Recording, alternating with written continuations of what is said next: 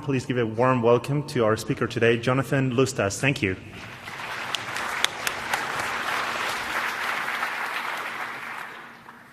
Well, thanks very much, and I appreciate everyone being here late in the day. I'm just going to dive right into what it is that I'm talking to you about today and why. So I'm talking about, is the Mafia taking over cybercrime? And why I'm talking to you about that is probably a lot to do with Marlon Brando, to be perfectly honest.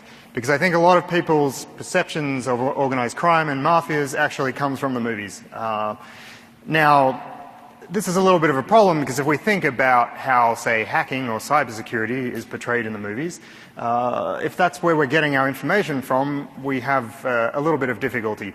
And the same applies to organized crime. So The Godfather and the trilogy as a whole are fantastic movies. I think there's no doubt about that. But they're not fantastically accurate. And one of the problems we have when we start talking about the mafia and cybercrime, or organized crime and cybercrime, is we have these stereotypes in play, rather than a very, very clear and informed understanding and an empirical understanding of what it is that organized crime groups and mafia groups are, and specifically how do they relate to cybercrime. So I've pulled up two quotes here which illustrate what I think is a somewhat mainstream position at the moment. So I'm not picking on these two quotes, but as you can see in the first one, this quote is making the claim that the mafia is increasingly using the internet as a resource for carrying out mass identity theft and financial fraud. The second quote is quite interesting because it's pinning things on one specific mafia group, which is the Russian mafia, right? This is a very popular group when we talk about organized crime and cybercrime. So they're saying the Russian mafia are the most prolific cybercriminals in the world. Now, these sort of ideas that I hear quite regularly in discussions, I hear them also in interviews that I do with people from industry and elsewhere in security. This is not an uncommon approach to take. But that's the kind of background to what it is that I'm really coming up against to a degree in this presentation today. So what I'm going to do is assess these claims of mafia involvement in cybercrime. But I'm going to try and do it with evidence. And I'm not just interested in what role are traditional criminals playing or conventional criminals playing in cybercrime. I'm interested actually in organized criminals. And I'm going to talk to you a little bit first about what organized crime is and what mafias are, so that we have a little bit of a more informed approach before we get rolling. After that, I'm going to tell you a little bit about some of the evidence that I found in terms of trying to understand what role, if any, these groups are playing in cybercrime. And then finally, I'm going to talk a little bit about the policy angle. So what does this mean in terms of trying to approach this issue? So to let you know a little bit about how I am approaching this, I should tell you a little bit about my background, which is I'm a sociologist. So I'm a social scientist. If people don't know what a sociologist is because you think I'm a psychologist, I'm not a psychologist, just to throw that out there. I think they're much better at branding themselves than sociologists are. So I don't look at the inside of people in terms of what they're thinking, what's happening in their brains, in their minds. I'm actually a sociologist. I look more externally. I'm interested in how they relate to society, how they form groups, how people interact socially, the social networks that they're in. These are the sorts of issues that I'm interested in. And so as part of my approach in trying to understand cybercrime, I've spent the last 7 years traveling to different places around the world, and particularly cybercrime hotspots. So I've listed a few up there: Russia, Ukraine, Nigeria, Brazil, a number of other places, to try and understand how the organisation of cybercrime works and to get a bit more of an informed opinion about that. And that's quite a standard way of doing things in sociology, particularly when you're trying to study hidden populations, is to do interviews with people who are very knowledgeable on the issues that you're trying to study. And so what I've done over this time period, over this 7-year period, is to interview 238 different people from law enforcement backgrounds, from the private sector who are involved in tracking this type of activity, and then also former cybercriminals. So the purpose of this is to pull this information together to understand a little bit more about these issues. So this is a very large project. I'm not going to present the whole thing to you today. Most of it will be published later this year. What I am going to do is give you a little preview of one aspect of this, which is this topic to do with the mafia, to do with organized crime, and how it relates to cybercrime. So, as I mentioned, I'm going to tell you about some of the ideas that are already out there in the discourse about what are organised crime groups and what are the mafia. So there is actually an existing discussion going on. We don't have to start from scratch. People have been studying and talking about these issues for a very long time. I've mentioned a few people up there who are relatively well-known academics. So we have Thomas Schelling, who's a Nobel Prize-winning economist, Diego Gambetta, Federico Varese. There's a number of other people working in this field who are trying to really understand how mafias work, how organised crime works, so we don't have to start from scratch in this regard. So coming out of particularly those three names up there, there's a particular school of thought around defining organised crime. So some people define it very broadly, but I'm going to take the approach that these three scholars take, which is a much narrower approach, to try and really understand what is it about traditional organised crime groups that make them different from other groups. So we have a little bit of a kind of cleaner definition to work with. So what this school of thought would say is organised crime and the groups involved in this attempt to govern a criminal market. So if you think about, for instance, a drug dealing group, the idea there would be is you want to be controlling all the drug dealing within the territory that you operate in, right? So if someone else starts to try and deal drugs, you want to drive them out. You want to prevent them from doing this. Or if they're going to continue to do it, you want them to be paying you, effectively a tax, right, upwards, that they're reporting to you, they're kind of under your governance. And that's the key sort of idea in this, is governance, organised crime as a governance of criminal markets. So what is a mafia? A mafia is a very specific type of organised crime group. It's one that actually isn't satisfied with controlling one criminal market, it wants to control all the markets in a given territory, right? So if in this territory you have people dealing drugs, you have people running prostitution, gambling, whatever it might be, a good mafia, they want to monopolise that whole industry, all those industries, right? They want to be the sole provider of protection so that everyone running criminal activities in that territory is going to be under their umbrella. They're going to be paying up to them and they're going to be under their protection. That is what is ultimately driving these groups. So I'm going to bring up another movie because I like movies and I think other people like movies too, and there's a lot of mafia movies, and I talked before about some of these movies being extremely inaccurate. Now I provide a counterexample of one that actually is accurate, which is Goodfellas.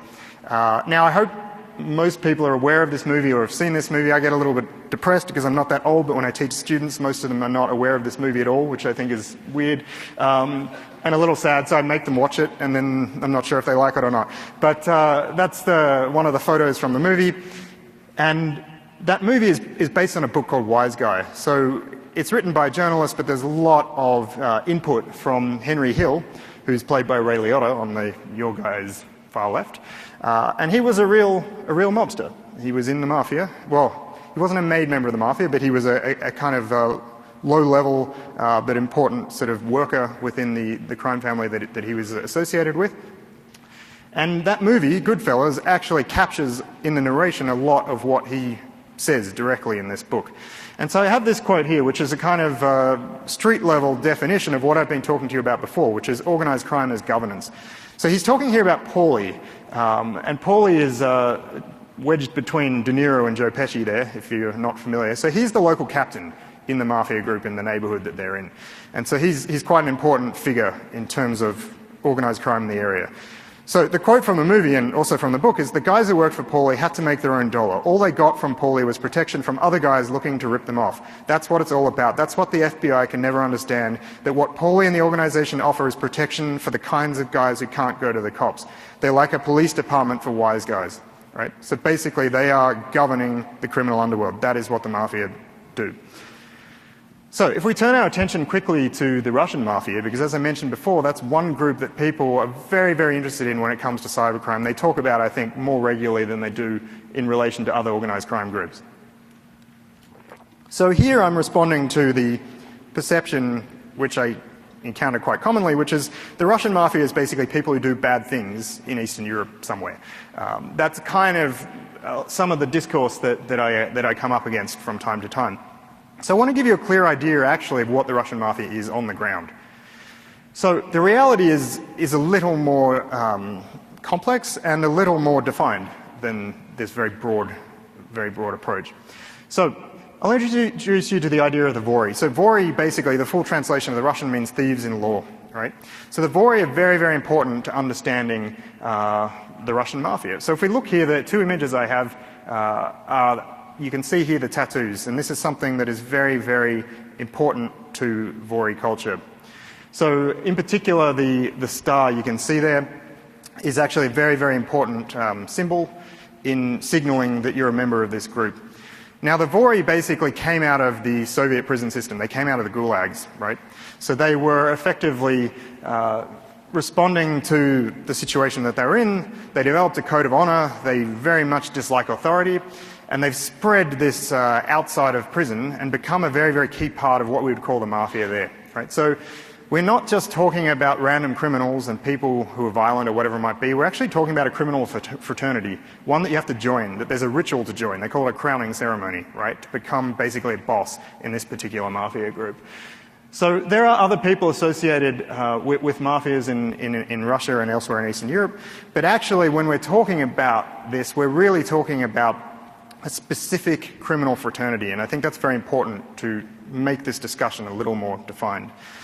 So in terms of where they came from, where the Russian mafia came from, really what we're looking at is in the 90s, the Soviet Union has collapsed. It moves towards a free market economy, right? And in this time, we have a lot of new economic opportunities, right? So everything becomes for sale, everything becomes something that can be private property in a way, but you need that property to be enforced. You need agreements to be able to be made and enforced effectively, and you need to have some type of certainty so that you can do business. Now, the problem is at this time you have a very weak state. You don't have police, a court system that can actually enforce a lot of these deals at the time. And so you get the emergence of strongmen who provide this service in an alternative fashion to what would be provided by the state. And this is really the emergence of the mafia in this time period. And so a lot of the interviews I've done in the region, they refer to the 90s guys, right? And that is these people who emerged at this time to perform this very important role. Now, what is the mafia today in this region? It's actually more accurately a post-Soviet mafia rather than a Russian mafia because it's spread throughout the region. And in fact, you get in countries like Georgia a very, very strong mafia connected to this broader mafia. And in Russia, you're actually seeing the state reassert its control in a number of these areas, so you're getting less opportunities for these groups to operate. So that's a kind of important background in terms of what we're actually talking about here. So I'm going to give you a quick case here, which I think is probably the most famous case involving the so-called Russian mafia. So some of you might have encountered this before. For others, it might be new. This is a very early case, actually, in the history of cybercrime. So it's known as the Citibank hack or the Citibank heist or whatever you might call it. And it involves a Russian man called Vladimir Levin who managed to access the Citibank systems. Now, there's different accounts as to whether he did this himself or whether there are others involved and he was just the one who operationalized this. Now, why this case is interesting to us is he figured out how to transfer millions of dollars out of Citibank. Now, you then needed a network of money mules who are based in different countries around the world, in the US, in Israel, in Holland, and you needed some sense of how this would be enforced. And so in this case, what I found through the research that I did is actually the Tambov gang, which is a Russian mafia group in St. Petersburg, was in charge of running this money mule network and enforcing arrangements there.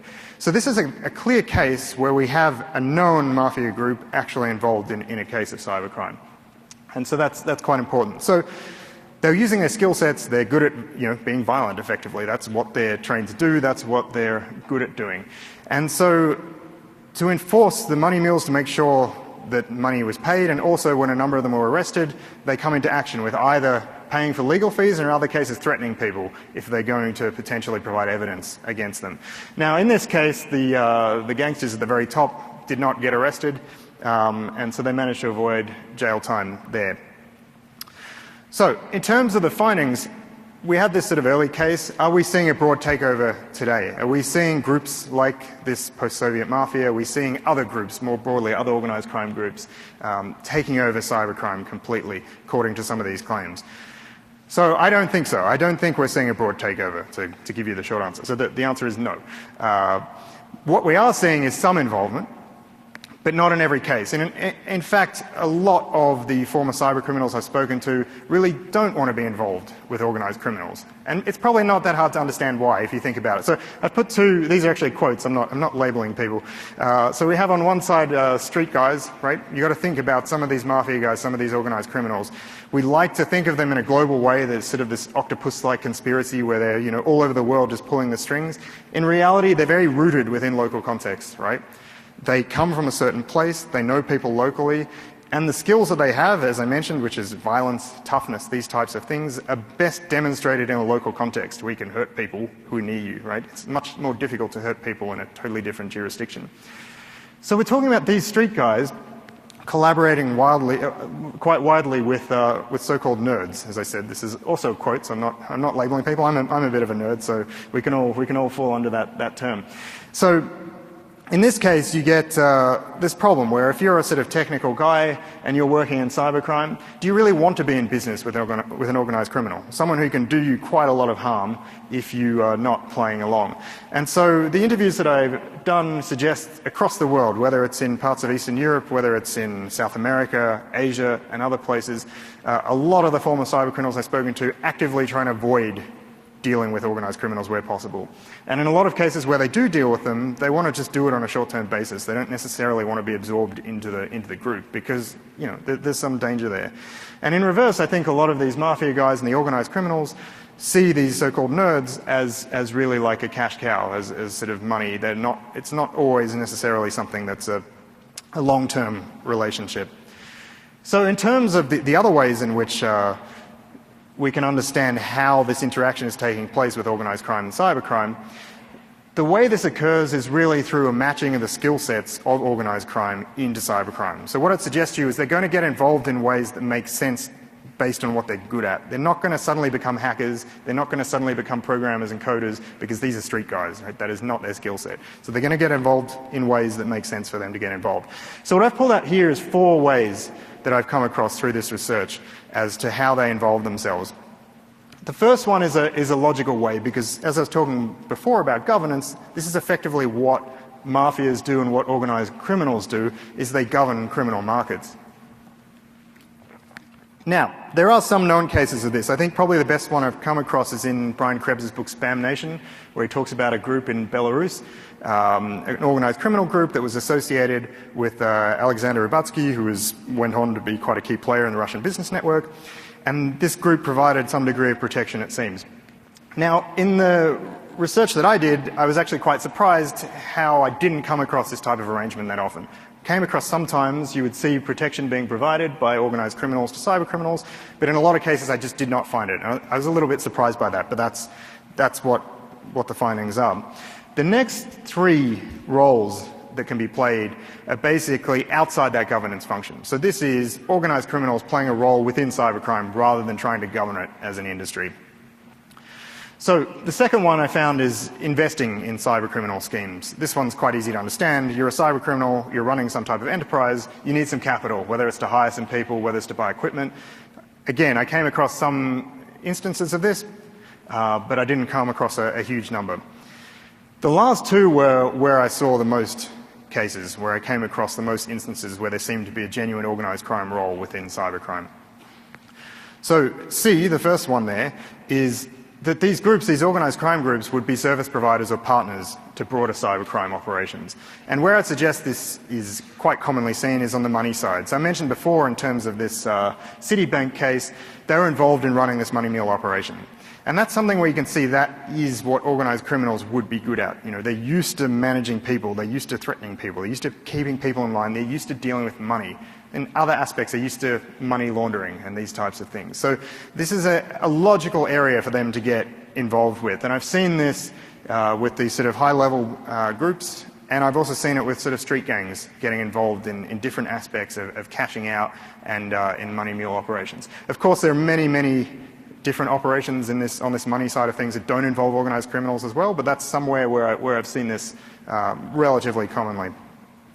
And so the final one is related to that in that you're seeing organized criminals get involved in cybercrime as the guiding hand, which is basically recruiting the technical talent to help them carry out these operations. And so that they're kind of 2 sides of the same coin in a sense. Instead of the technical operator needing help on the cashing out side of things, you see these organized criminals basically recruiting people to do what they need to run the scheme. So as I mentioned, category D was most commonly reported to me, and specifically by former cybercriminals. So a lot of them told me about different instances where they were approached, where people came to them and made an offer to them. Now, as it happens in a lot of these cases, these offers might not have actually related specifically to cybercrime. right? So what I saw a lot of, occasionally I did see cases where it was, you know, a cybercrime operation very clearly, whether it was some type of credit card fraud or whatever it might be, and there would be a recruitment of technical actors to help with this task. But in other cases, they were just doing what they usually do. So they were running prostitution, they were running drugs. I came across an attempted jewelry heist where they wanted a hacker to crack the alarm system so that the heist could be carried out more effectively. But this really is not so much cybercrime. This is using technology to enhance the existing organised crime operations.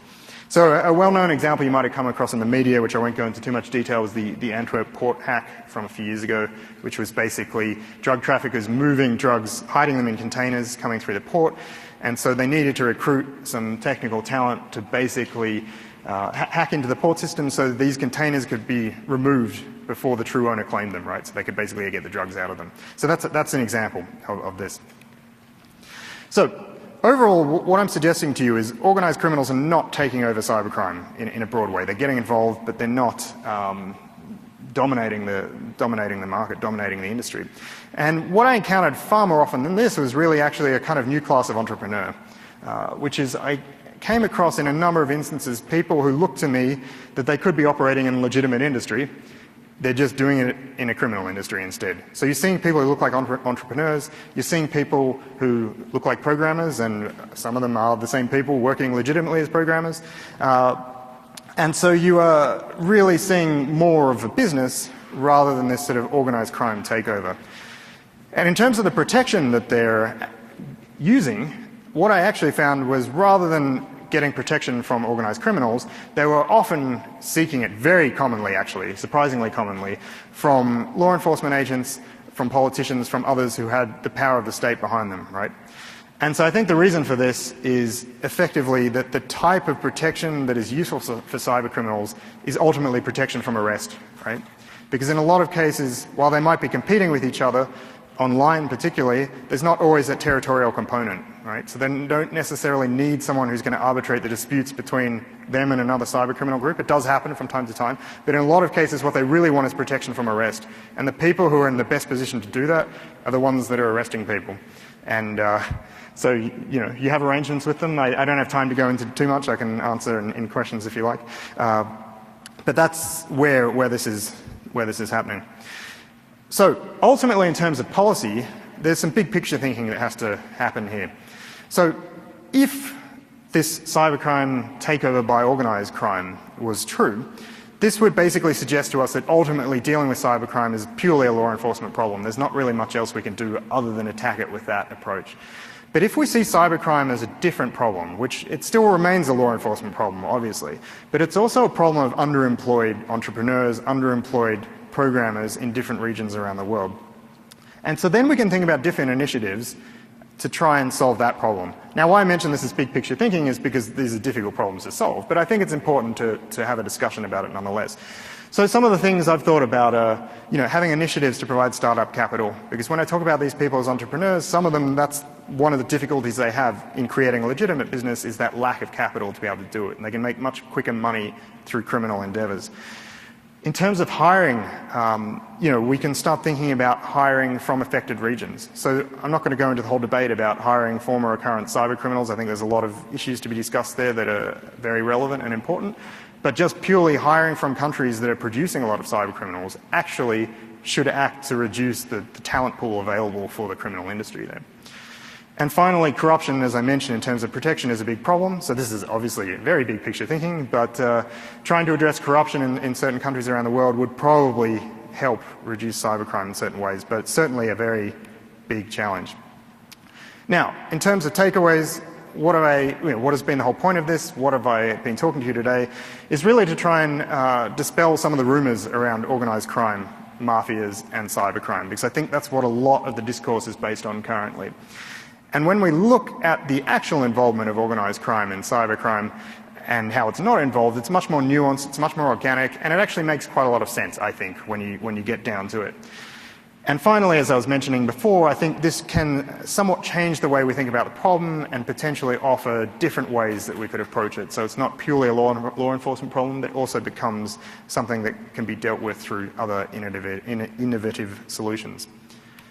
So I'm going to end things there. If you want, I've have a white paper which is on the Black Hat site. It's a little bit, not the full length, I can't fit everything into it, but it's a little more detailed than what I've talked to you about today, and that's my personal site as well. But thank you very much.